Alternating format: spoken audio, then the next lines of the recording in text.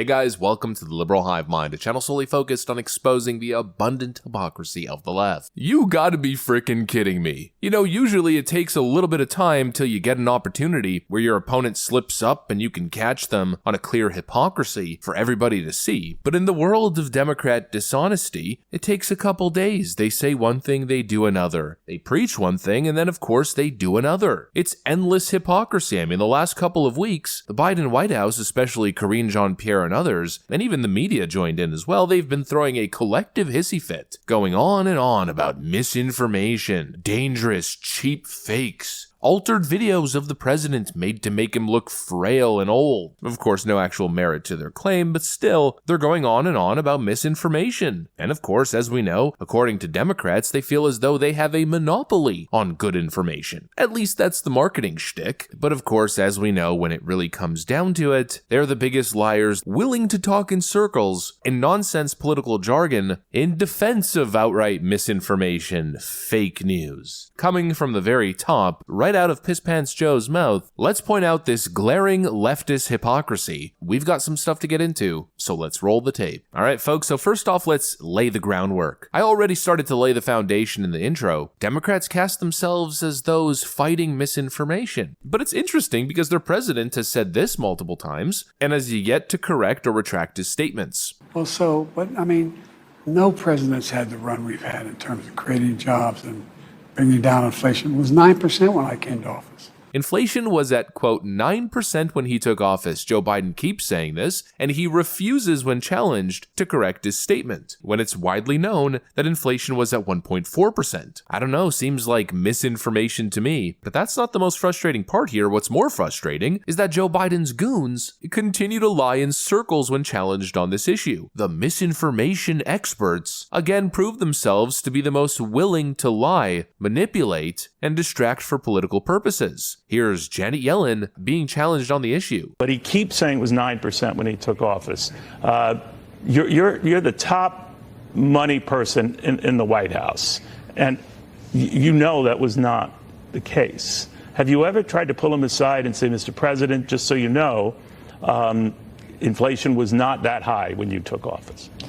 Well, look, the pandemic had hit the economy, hit America and the world with full force at the time that President Biden assumed office.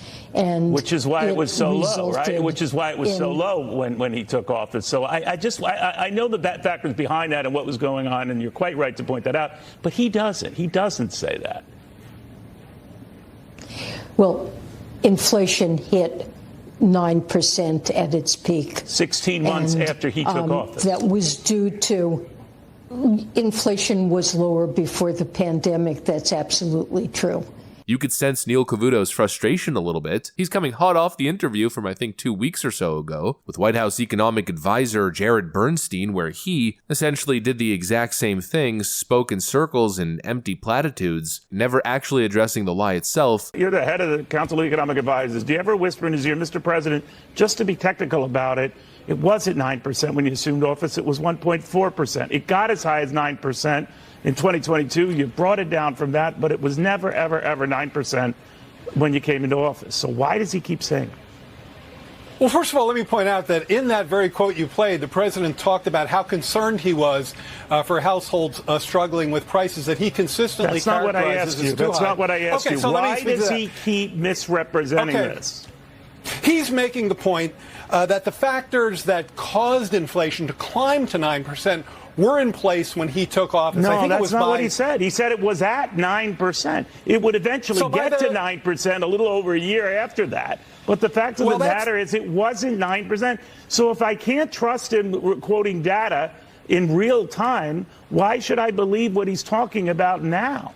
I think Neil was expecting maybe a little bit more honesty after the time has passed, and maybe for someone like Janet Yellen, who's supposed to be nonpartisan, at least to a certain extent, maybe, just maybe, Neil Cavuto was hoping that she would acknowledge the simple fact that inflation was not at 9% when Joe Biden took office. But no, of course not. She continues to prove that if you have a D next to your name, the facts simply don't matter. All that matters is protecting this administration at any and all cost, even if it's at the cost of your professional credibility. And here's a question question worth asking. At this point, is there anybody within the Biden administration that has any credibility left? Karine Jean-Pierre's credibility is shot, yet she lectures us about misinformation. Anthony Blinken, Jake Sullivan, Alejandro Mayorkas, Joe Biden and Kamala Harris themselves, and of course Janet Yellen. None of them have an ounce of credibility left, and especially not Janet Yellen. She is not honest enough to sit there face to face with Neil Cavuto and just say the truth, that Joe Biden is wrong and inflation was not 9% when she was at the forefront of the inflation issue throughout the entire timeline. She's the same person who was telling us that it's gonna be transitory, it won't be permanent, the same thing coming out of Biden's mouth. I really doubt that we're going to see an inflationary cycle. It will have a temporary or transitory impact. The faster than expected increase in some of those prices is actually a good sign. The overwhelming consensus is going to pop up a little bit and then go back down. No one's talking about this great, This is something that will settle down. Transitory. Most of the price increases we've seen were expected and are expected to be temporary. It's highly unlikely that it's going to be long-term inflation that's going to get out of hand. I don't know anybody who's worried about inflation. She was supposedly at the cutting edge of the issue, yet she can't clarify the record effectively. What an absolute farce. This woman's a pathological liar. She's less of a Treasury Secretary and more just a politician. She doesn't act in good faith on behalf of the interest of every American voter. She clearly represents other interests, and she's obviously almost always talking out of both sides of her mouth. Here she is during a CNBC interview, pushing the party propaganda. All Americans, both those who are well off and those who are near the bottom of the income distribution, are better off now. Their wages have risen more than prices. At first, Janet Yellen claimed that the economy is great and all Americans are better off now than they were before, even though real wages are down a couple percentage points and inflation has had an average effect of 20% increase in costs across the board. The public believes that the former President Trump, was better for the economy than the current president. Well, I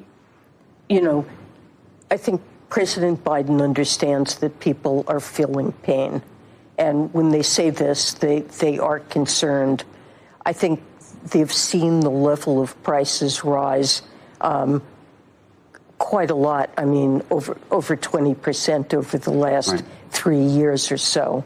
They can remember when the price of a gallon of milk or a loaf of bread was 30% lower than it is now. And low-income families have seen some of the highest increase in costs. I guess she simply cannot argue that things are better now compared to the Trump years. In other words, she knowingly lied earlier. She'll push the party propaganda, knowing what she is saying is clearly untrue. These are the people lecturing us about misinformation, the most pervasive purveyors of false information, misinformation, disinformation, malinformation, whatever these pseudo-intellectual leftist academics are calling it this week. They are the biggest suppliers of the stuff, and it's yet again more evidence to add to the pile. This week, the Biden throws a hissy fit over people accurately describing a video of Joe Biden online, calling it misinformation, as they continue to lie to the public on a near constant basis, simultaneously. In other words, another day in Joe Biden's America. Anyways, that's pretty much what I got for you guys. Hopefully you enjoyed this video. If you did, make sure to leave a like and possibly subscribe to the channel. Thanks for watching, and I'll see you on the next one.